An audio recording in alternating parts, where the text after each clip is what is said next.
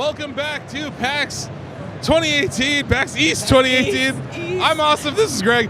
We have some special guests from ThinkGeek. We have Jeff and Aaron. Hello. You're here to talk about all the cool gaming merchandise in the known universe. Yep, Yes. all of it. We do actually have all of the cool Right? ones, right? Yeah. Is that how that And works? you guys are like right next to us too. You're like right we there. are. Yeah, our You booth- could just about fall out of our booth and land Exactly, into us. yes. We're We're our booth booth neighbors. neighbors. Speaking of Fallout, we have a Nuka-Cola thing right here. There it is. Aha! That's a segue. It is Right? a segue. Yeah, it was A good. fast segue. I was going to save that for last, but we can start with that. That's fine. Sorry. I ruined Greg's whole plan. I had a It's plan. all my fault. And it's all ruined I now. failed to do it for Shacknews. So anyway, so but Jeff, no, talk about some of these things you see on the table. What are we looking like? What is this? Is Horizon Zero Dawn? That's That is Alloy. Yeah, correct. this is Aloy. Aloy? Yeah. Aloy? Aloy. I What? know. You'd think she fights robot dinosaurs. You'd think it'd be Alloy, but it is Aloy. Aloy? Yes. Okay. Yeah. Yeah. I learned something today. So the two statues on the outside are actually part of a line that we're calling our Modern Icons line. That's number 2. That's number 3. The first Correct. was a Fallout power armor.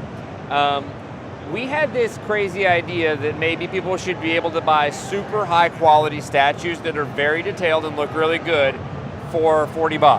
That was our idea. It was crazy. This is crazy Timmy the Monkey from ThinkGeek and his crazy ideas. So yeah, so we started building these statues, and turns out people agree that you should be able to buy a great statue for $40, and they're buying them.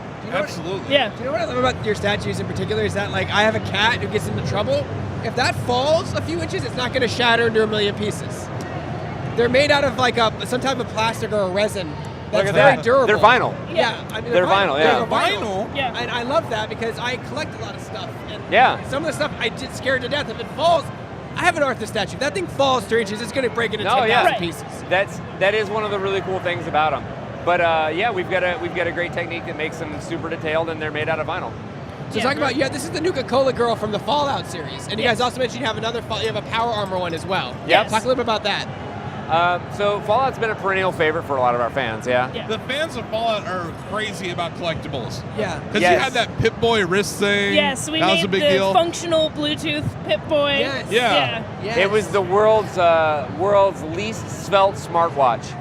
It was a Yeah. smartwatch. Everyone else is going smaller with their smartwatches. We think you gotta go bigger. Gotta go bigger or the home. real answer is strapping a phone to your wrist, Yeah. everybody. Yes, I think Well, that's fine. you know, phones got real small for a while, and then they started getting bigger again.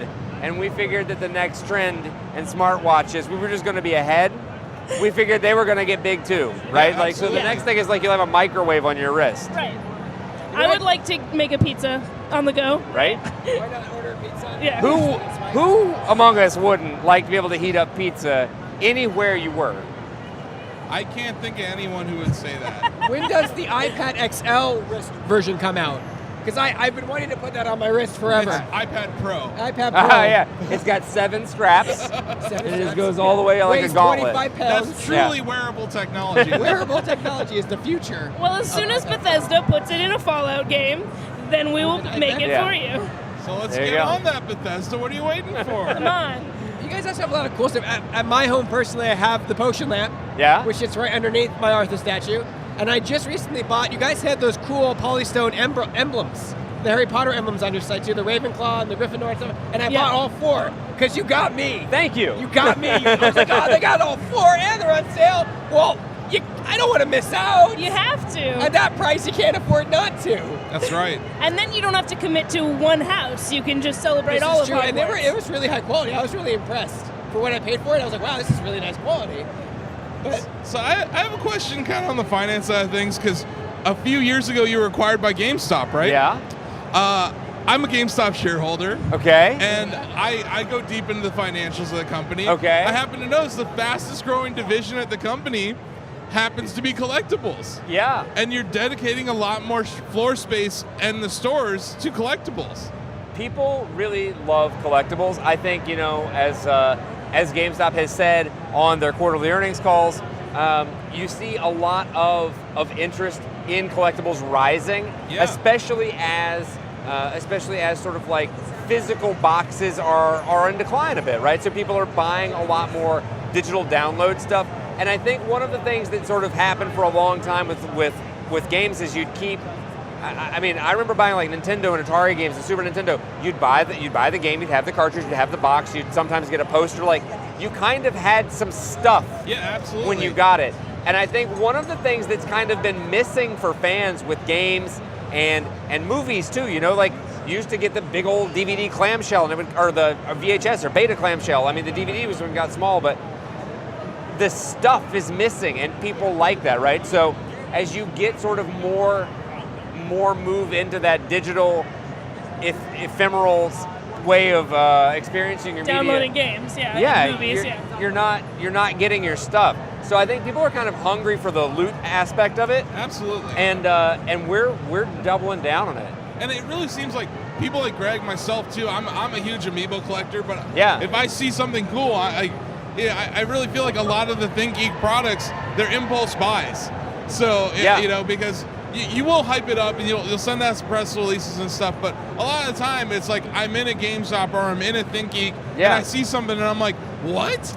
I want that now. Yeah. And then you just buy it. Well, it's a character that you like, or it's a representation of a game or a movie or a show or something that you like, and you have a way to show it off to everyone else. Yeah. People like to collect collectibles. It really seems like gamers especially are kind of rabid about collecting. Like once they get into it, it becomes like, I'm not gonna say an addiction, but it becomes like a hobby, like something that they become really passionate about. And like you said, like when you open up a DVD case for a game these days, a lot of the time it doesn't even have an instruction manual. Yeah, it's like, if anything, it's got like that little 4x4 sheet that's got the 16-digit DLC code or whatever, you know, for the hat for your character in game or whatever, and that's really about all you get. You guys get a lot of exclusive pops. Talk a little about that on your store. We just threaten people mostly until we get them. No, so we've got a couple of pretty cool ones right now that are exclusive. We've got a Posh Tracer. That we had on our site for a little while, and we got a few of those left. We've got a fuzzy Crash Bandicoot.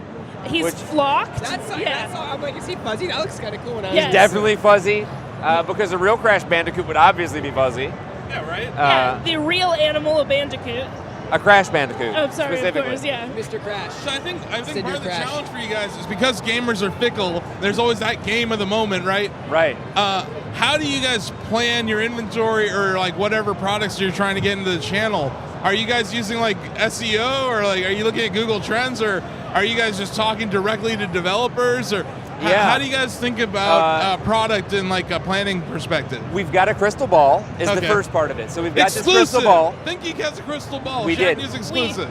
We stole it. We stole it from this alien tomb that we found, and it's been telling us stuff. No, so we are with a name like ThinkGeek. You might guess that we're geeky about a lot of things. The company started out as an ISP. We've done a lot of, we sort of grew up as an e-commerce company, so monitoring trends and monitoring fan interaction is something that we do a lot of, right? So we talk directly to our fans a lot on social media as well, and then we're our licensee of a lot of different brands too. So we're talking with them, and being, as you said, owned by GameStop, we brought out a couple of years ago.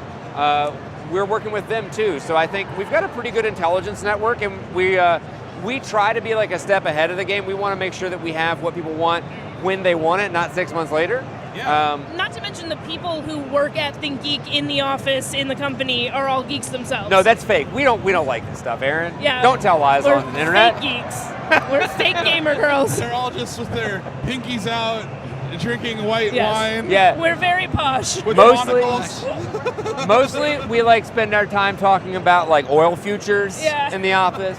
No, it's Did you see the horse race last night? Yeah. Yes. And you have a monocle you put on? Yes, Yeah. quite, rather. Oh, you're issued one when you come in. Like you get a company's monocle. Here's your monocle and white wine. Yeah, exactly. After 5, we wear tuxes and dresses. We're not farmers, okay? Here. Yeah. No, this is the only job I've ever had where people will have like heated arguments about which series is better. Or which movie was the better or something like that. Like, you guys would be right at home on our forum. We've been debating Quake versus Unreal for 22 years. Well, or really? 20. Huh. And it's still like That's an ongoing thing still, huh? I mean, our threads expire every 18 hours, so then a new thread has to happen. Of course, yeah. But it's been going on for 2 decades, and they still haven't. It's still a big argument every time. Like right now in Twitch chat, there's going to be Shackers arguing over which is better.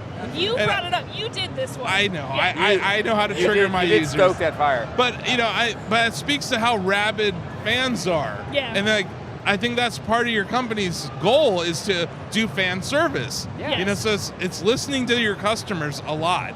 And I think you guys have done that. And it's cool to see, like, a lot of what I've seen in GameStop especially, like, they're dedicating way more floor space to collectibles than they ever have. Yeah. And they're doing these things where it's like sometimes they go on sales around release dates of games and stuff. I remember Mario Odyssey did that. You guys had a ton of awesome Mario stuff at launch. Yeah, we did. We had the Cappy Cap. That's right. Yeah. You know, so it's been cool to see how you folks time these things. Yeah, I think that's really a challenge for retailers because you don't want to go like too whole hog into something with inventory. Right. It is. It's definitely tough, and you know, you want to strike the right balance. As a retailer, you don't want to have 100,000 too many units of 15 different products. Like that's maybe not the right way to do it. Right. But you want to have enough stuff for the fans from like a breadth and depth, and then you got to make sure that you can tell the story about it too. And that's Erin does our email, right? So hey guys. that's her job is I telling. do emails. So you're the one emailing me. I email you all the time. I want to talk directly to you. It's nice that we finally got to meet. Hello. We've been speaking over email for years. And I feel like I know you personally and deeply now. Right? Yeah, and I want to talk directly to you. I try and write puns in all my subject lines just for you. So I'm a huge Zelda nerd, right? Okay. I'm big into Breath of the Wild. Who isn't? Were you guys able to jump on that trend last year? Yes, they had the shield thing. We had the We had the Traveler Shield backpack. We had the Sheikah That was you guys. sketchbook. Okay, I've seen quite a few of those on this show floor. Have you seen? We've got the Hylian shield with the sword that goes into it too. Yeah. What? Right now at our booth. Some good stuff, man. Okay, that's awesome. Not only that, but you guys have also expanded into fashion as well. Not just like label t-shirts, but an actual fashion label, because we covered that at Comic-Con last year, which was great. Yeah, and we've been, speaking of Zelda, at PAX West last year, we launched a Muster Brand collection that was Legend of Zelda Breath of the Wild. Yeah. And it's kind of that geek chic fashion stuff. Totally. And it was really cool. At Comic-Con, what was it? It was the... Star Wars... Her Universe. Her Universe Yeah, collection. Star Wars collection. Yeah, you guys had the partnership here. Well, we're going to have to wrap it up, but we really appreciate you folks stopping by and talking ThinkGeek and geeking out with us. Anytime. Where can they find all these products? Yeah, where can we go to find these awesome products and give you more money? Said, You have to read it? ThinkGeek.com. Yeah, all right. ThinkGeek.com, at our booth here if you're at PAX, or you can check out one of our stores. We got physical stores too. We're on social media. We're at ThinkGeek pretty much everywhere. And you can sign up for our emails, and Erin will talk directly to you. Now you'll know me intimately. Or you can just come to our site, and we will tell you all about the awesome deals with ThinkGeek. Also works. Awesome. Well, thank you so much. Thanks for having us. Yeah, this was fun. We're going to be right back. We have the developer from Ashen coming here, and it's going to be pretty great. That's right. We're wrapping up to day 2. We got 2 more days of this. I can't believe it. 4 days of PAX. 4 days of fun. Ooh, hype.